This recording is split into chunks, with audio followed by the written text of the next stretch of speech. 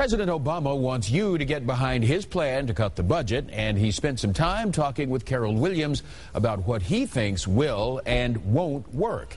Carol's live in Washington, D.C. with what the president had to say about unemployment and education. Carol? Hi, Clyde. I sat down with President Obama in the map room of the White House this afternoon. He was very relaxed but very serious, and we talked primarily about economic issues. He is, of course, trying to sell his budget proposal and defending his economic policies. I asked him especially about tri-state unemployment and some difficult budget cuts for him personally. Unemployment in Ohio, Kentucky, and Indiana is hovering around 10%. The Wilmington, Ohio area is still struggling. They lost 7,000 jobs 2 years ago when DHL pulled out. There has been some federal assistance, but what message do you have for tri-state voters that the change you promised is working? Well, I think we've got pretty strong evidence. When I came in, we were losing millions of jobs every month.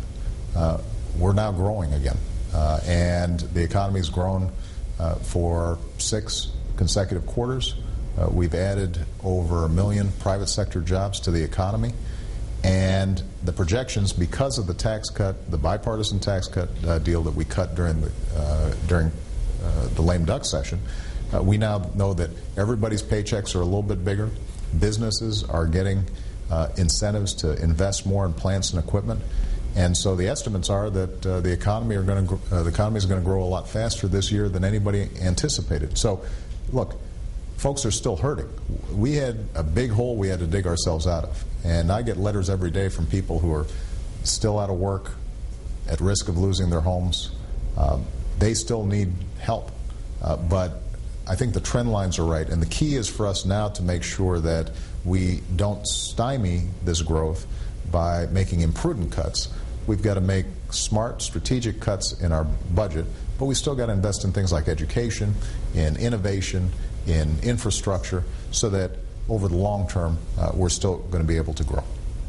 How does it feel for you to be the man who is cutting home heating assistance and Pell Grants?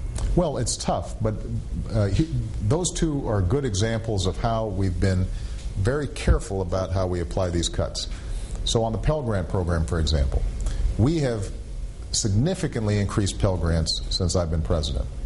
Millions of more students now qualify for Pell Grants than they did when I came in, and each Pell Grant gets about $800 more. What we've said is, despite that huge increase that we made, there are some tweaks we've got to make sure this is sustainable. So, for example, people were getting Pell Grants for going to summer school. And we're saying, you know what, we need to pull that back to ensure that the millions of students who are getting it for full-time classes, that they're still able to get it. So it's true that we're making a cut from where the program has been, but it's still much more available to students than it was when I came into office. The same is true when it comes to home heating assistance. We doubled from $2.5 billion up to $5 billion the LIHEAP program for assisting low-income folks with home heating. And part of that was because we anticipated a big energy spike. Energy costs have gone down a little bit, and so what we've said is, well, let's bring the program back down to the level that it was, and if energy prices go back up, then we can re-examine that. So the point is that we don't want to inflict pain on anybody. We just want to make sure that we're not wasting money. We want to make sure that we are preserving the core functions of these programs, but we're doing it in a sustainable way. And in that sense, we're operating like ordinary families do, who cut back on things that may not be completely necessary, even though they'd be nice to have, to make sure we can invest in the things that are going to be important for the long term.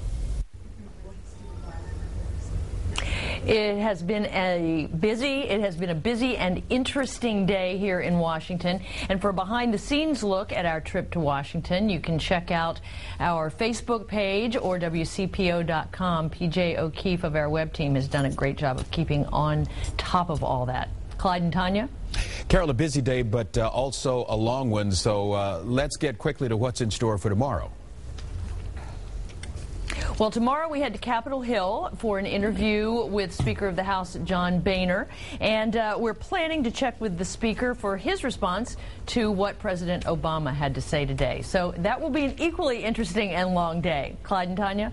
Yes, it will. All right, Carol Williams live in Washington tonight. Good work.